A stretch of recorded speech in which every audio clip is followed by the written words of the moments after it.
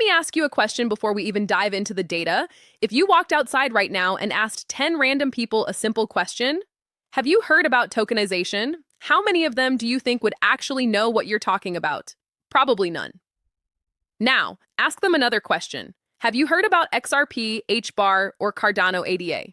Most people would still have no idea. They might recognize the names from a headline, but they don't understand the why behind them. And that gap, that massive information asymmetry, is exactly what makes what I'm about to share so incredibly lucrative for those who pay attention.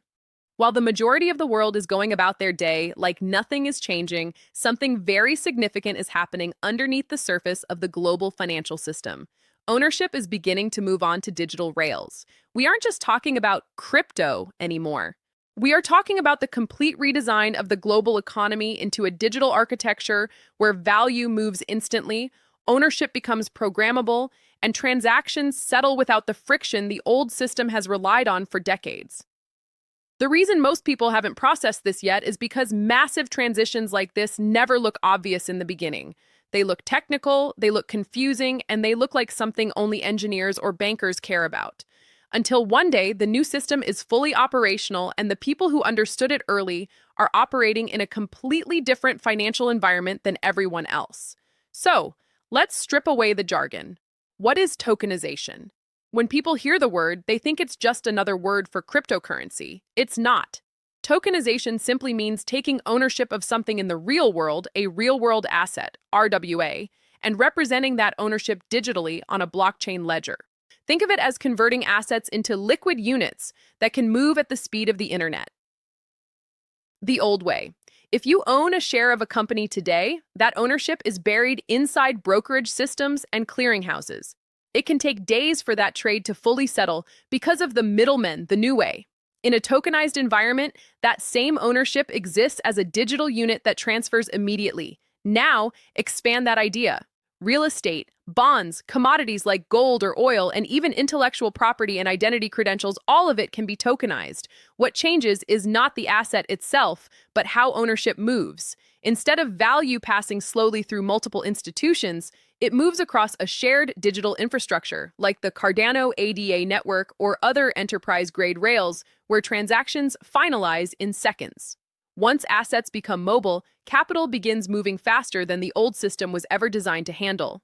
Once ownership moves digitally and settlement becomes instant, capital naturally migrates toward the rails that can handle that speed. This is where the scale becomes difficult to process. When people look at digital assets today, they usually look at today's market caps and prices and assume that's the size of the opportunity. But the system being built is not sized around today's crypto market.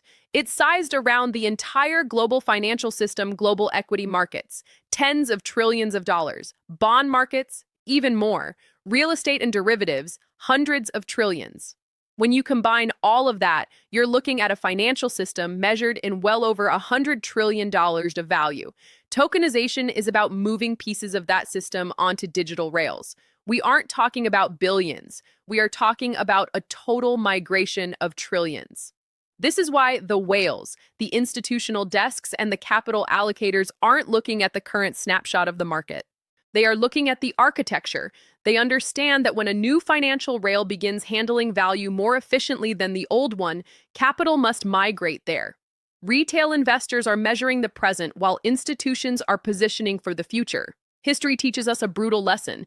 Major financial transitions almost never happen during calm periods. They happen when the existing system starts showing cracks. 1944, the Bretton Woods system was created after World War II to rebuild the global order. 2008, massive reforms reshaped banking only after the world realized how fragile the system was. 2020, massive liquidity injections were a response to a system under extreme stress. Pressure is the catalyst for change. When systems work smoothly, nobody feels the urgency to redesign them. But when friction becomes obvious, liquidity constraints, rising systemic risk, and historic debt levels, that's when institutions start adopting new infrastructure. That is exactly where we are right now.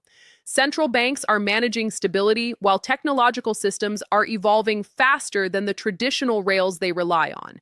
Institutions are quietly preparing the next set of rails before the pressure becomes impossible to ignore. This is where Cardano, ADA, XRP, and HBAR enter the picture. When ownership becomes programmable and settlement becomes instantaneous, the system gains a capability it has never had: the ability to move value globally without the delays of the old architecture. The real divide in the coming years won't be between the lucky and the unlucky. It will be between people who understood the shift early enough to position themselves and those who didn't realize the system had already changed.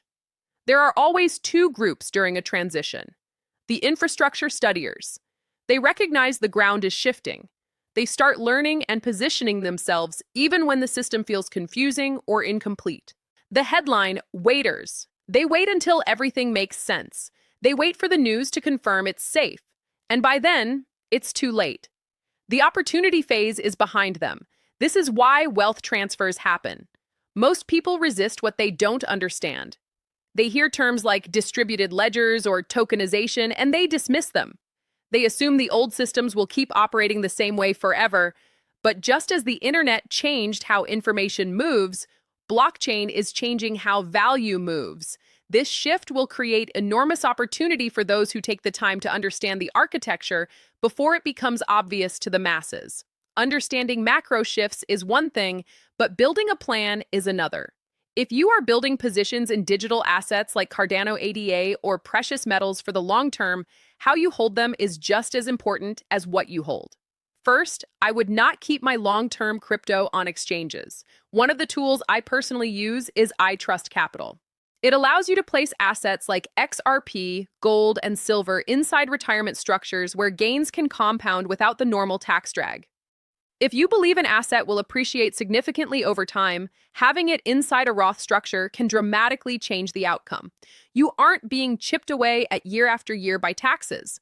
Sophisticated investors don't just think about portfolios, they think about structured holdings. They offer premium custody for institutional-level security and treasury accounts for those operating through an LLC or trust. If you want to explore this, the link is in the description and includes a $100 funding bonus to help you get started. We are witnessing a structural redesign of how the global financial system operates. This kind of shift doesn't happen often, but when it does, it reshapes who benefits for decades. Inside my coaching community, we help people translate these big ideas into practical strategies: how to structure a portfolio, how to layer risk, how to handle custody and taxes, developing the discipline to stay calm when markets get volatile.